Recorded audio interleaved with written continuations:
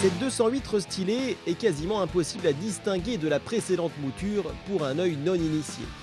Peugeot supprime pourtant son concept de calandre flottante au profit de nouveaux boucliers et d'une bouche en une seule pièce.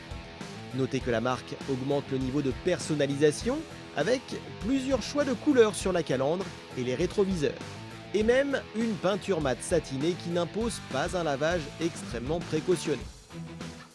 À l'intérieur, on retrouve cet habitacle à l'ergonomie toujours aussi particulière, un très bon niveau de finition et un niveau d'équipement amélioré.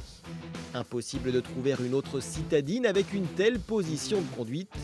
Très agréable, sauf pour ceux qui ne se font pas au compteur rejeté en hauteur. L'auto compte toujours sur son petit volant pour vous donner envie de hausser le rythme sur un col de montagne. Sur la route, la suspension non pilotée offre un bon filtrage et le niveau de fermeté autorise toujours une vraie conduite sportive. Quant au moteur, il représente la plus grosse nouveauté avec une toute nouvelle génération de blocs essence et diesel qui affiche des niveaux d'émissions records. Avec des rejets par exemple qui descendent jusqu'à 79 grammes de CO2 par kilomètre sur les Blue HDI 75 et 100 chevaux. Le bilan est également très bon pour le PureTech Essence de 110 chevaux qui se contente de 4,5 litres au 100 km en moyenne.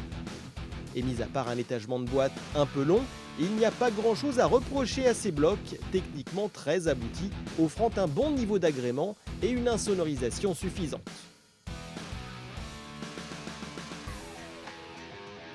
Sur notre parcours réalisé à un rythme raisonnable, nous avons ainsi relevé 6 litres pour la version essence 110 chevaux boîte automatique et un peu moins de 5 litres pour le diesel de 100 chevaux. Comme toujours, c'est plus que les données officielles, mais cela reste tout de même très bas dans la vraie vie. Malheureusement, ces nouveautés techniques ne sont pas assorties d'une tarification particulièrement serrée, même si Peugeot propose une entrée de gamme à 12 600 €. Le Blue HDI 75 chevaux et son appétit de chameau débutent par exemple à 18 950 €. Bref, la 208 restylée fait payer cher ses motorisations de pointe, mais compte tenu de ses qualités en matière de comportement, de finition et d'efficience, ses prétentions tarifaires sont justifiées.